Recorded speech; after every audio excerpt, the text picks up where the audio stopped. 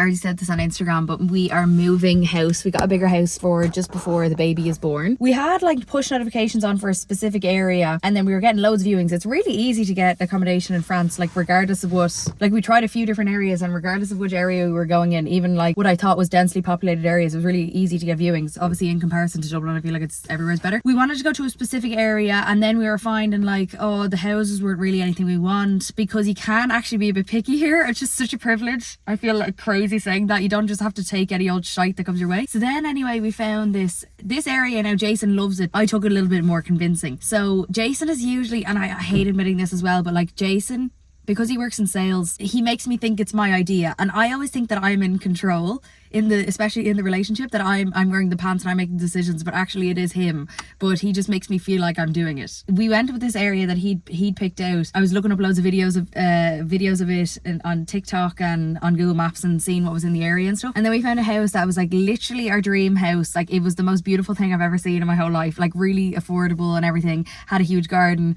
And we were like, if we get this house now, we're gonna move there. Do you know, we're gonna take this place. So anyway, we got a viewing for that place. We got offered the house, but then another place came up, which is actually a townhouse. It was like walking distance to the library, walking distance to the beach, walking distance to the park. It would just be a way better lifestyle, if you get me, because we have been living very, very rurally. It's like a really remote area, and that's one thing we wanted. We wanted a bit more of a buzz, where it's not like it's not a city, but it is like a small town. So anyway, we did that viewing, and we were doing all this over FaceTime. We got offered that house, so we took that straight away. So we paid the first deposit, and they do like a fee. It's like on top of that in France.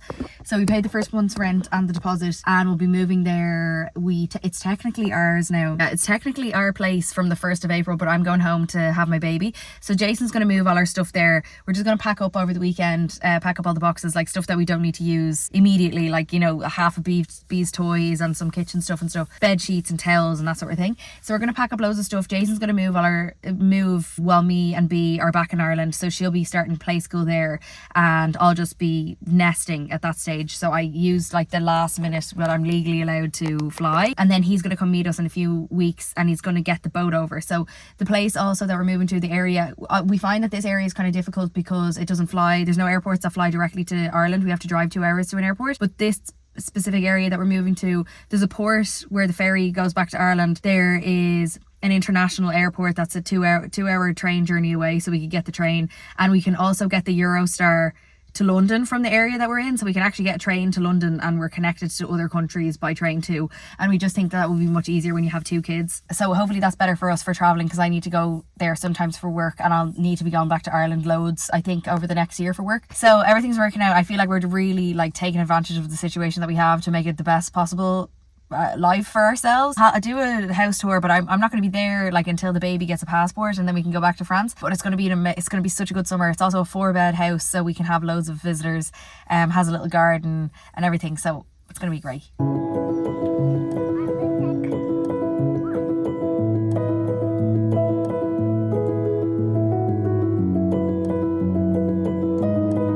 You're not.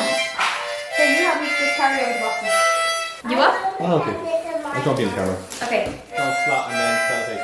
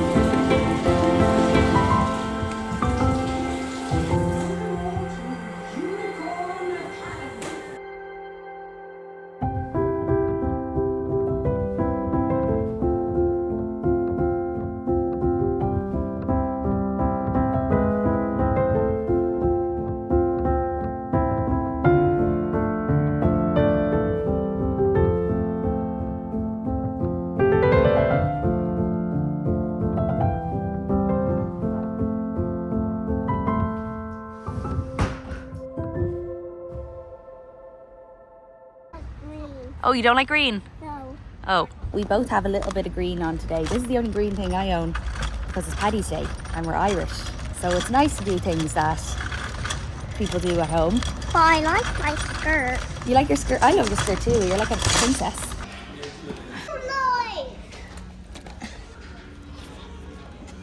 Now, onion rings. Come near it.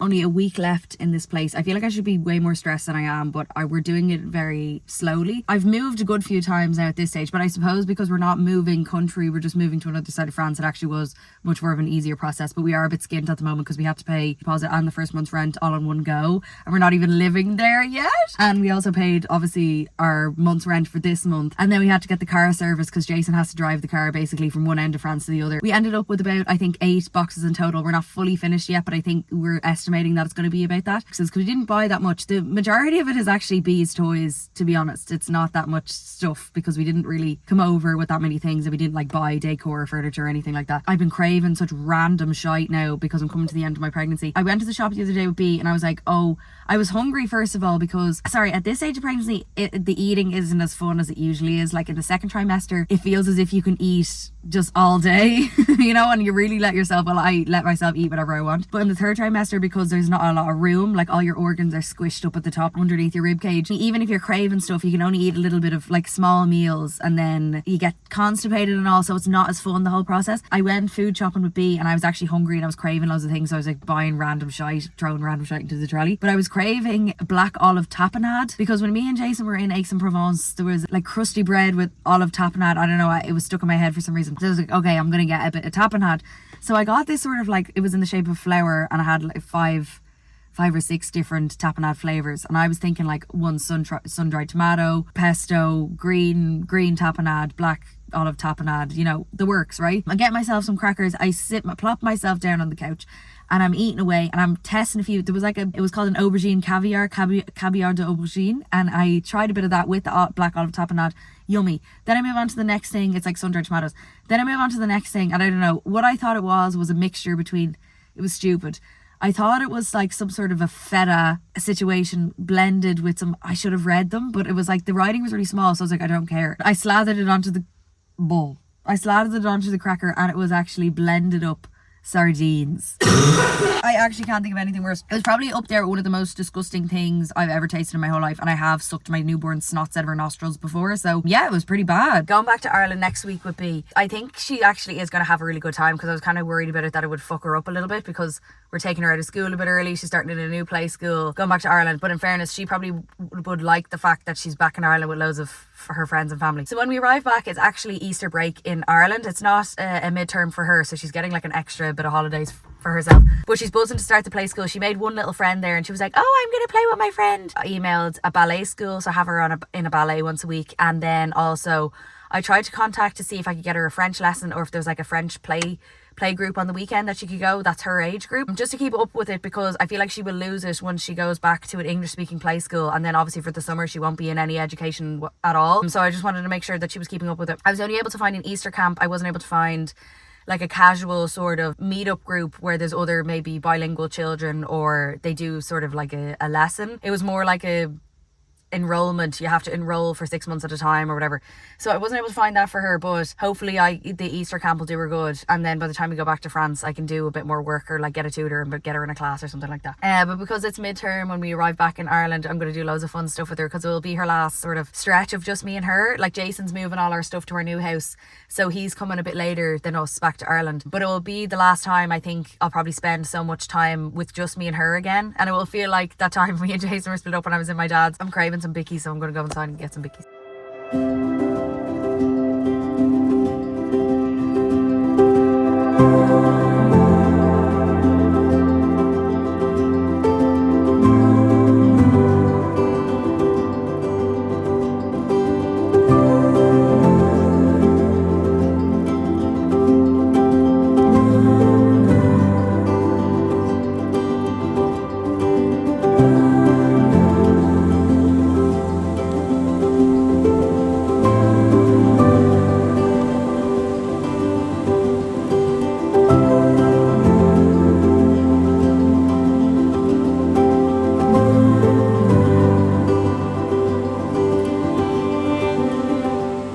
Nearly finished all the packing now. It is getting to the stage where it is getting a little bit stressful. At the beginning I was like, I'm just going to do it in little bits. I've moved loads of times before. This is actually a breeze.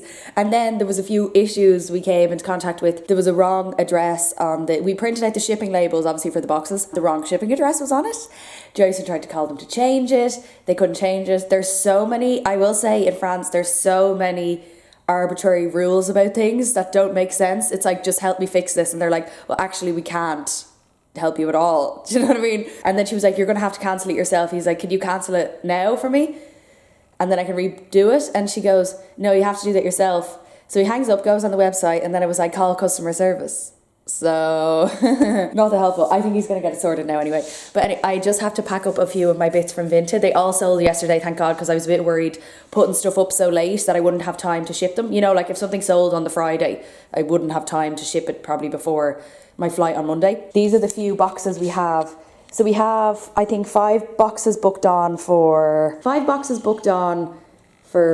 Monday, and then 2 more boxes booked on for Tuesday, because you can only do 5 boxes at a time with Chronopost. And then we made B. Now this is actually took a really long time because her attention span it's not great. I made her make all these cards for her classmates in school. So I'm going to fill out like little messages in French inside and then something in Irish. And then I got little envelopes, so I'll put those together so she can bring them into school tomorrow. Hopefully get presents for her teachers then before we leave on Friday. You know, culturally, it's not a thing here where you buy the teachers presents. In Ireland, you buy presents like for Christmas, before the school break. I think at Christmas and at the end of the year, you wouldn't be doing Easter or Valentine's Day or anything like that. But it is very common to be getting your teachers presents. But apparently here, it's not a thing. So when I got them presents at Christmas, I was a bit embarrassed because I was like, does it look like I'm trying to lick arse? I was like, this is normal in Ireland.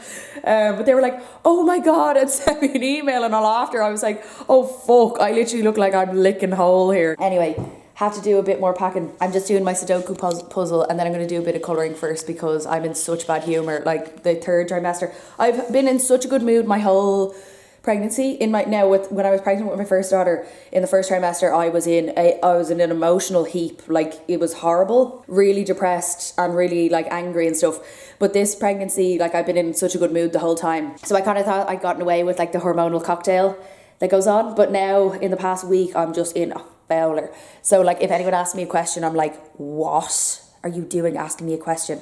If I get a comment that the tone feels slightly off, I'm like, I'm going to delete my account. But Jason yesterday was like, where's the garlic salt? And I was like, oh my God, have you tried looking for it? You know? Okay, so that's it.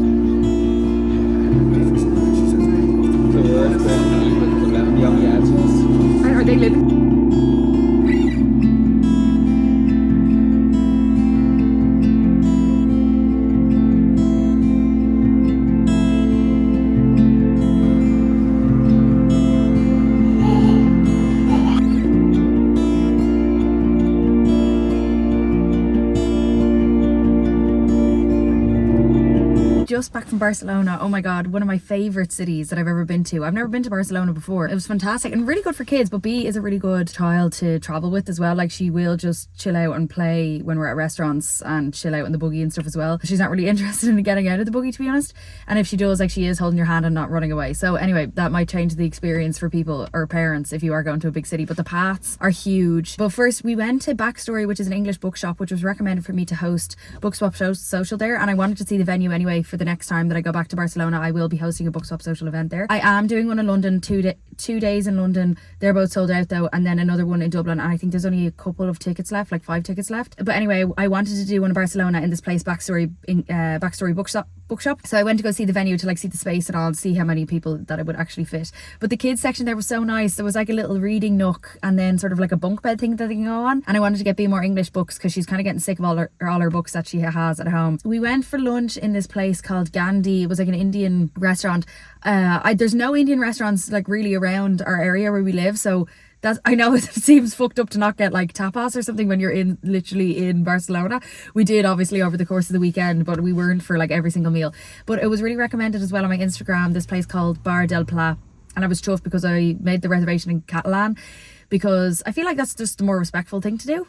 And it's not like, I know I've seen people compare to like Irish in Ireland, but I actually do think more people speak Catalan in Barcelona than versus like Dublin people speaking Irish, to be honest. Like, you would be able, most restaurants and everything are fluent in Catalan, and I love speaking Spanish. It's so fun to roll your R's, so I always try to make an effort to either speak, to speak the language of the country that you're visiting. I just feel like it's the respectful thing to do. But anyway, I always find it so fun to speak in Spanish, whereas French I find still really difficult. The area that you speak from, like, you have to speak sort of at the back of your throat, whereas Spanish and Catalan is at the front and like at the front of your mouth. Me and B went to bed early, and then on Saturday, oh yeah, a really highly recommended places was called La Papa. There's a few of them around Barcelona. We went to the one in Arabao. I got avocado toast. Oh, it was really, really nice. And then we stumbled across this sort of like boutique toy shop, but by chance they were having sort of like a music toddler morning. It wasn't toddler, it was like a music baby morning. B had such a good time. She was like, I want to sit with them and sing, because they were singing in English and Spanish. So she actually did like was able to join in and sing along with them. And we got her a little toy, this like sort of magnet thing, giving engineer. She picked out this like the most random, like, you'd like build, I don't even know, structures with these magnets. So anyway, she was playing with that for the whole weekend, so it was actually a win, that toy. But I was looking to get her a puppet, because the owner of the toy shop was saying that she works with her training is in like child therapy and play therapy, and she said that puppets are really fantastic for children for expressing their emotions. So she was like, I always recommend people to get a puppet, so like the ones you put in your hand. And I was just thinking for story time, you know, it would be great if like the puppet was telling the story, because sometimes she does want to be a bit more stimulated. Like she asks, I was saying that I think in my last clip that she loves, or was it in my podcast, that she loves when I make up stories. And sometimes I just don't have the energy to do that. So I was like, okay, the puppet can read her bedtime stories and it's a bit more fun. Then she wanted the magnet toy. So I will look into getting her a puppet maybe after.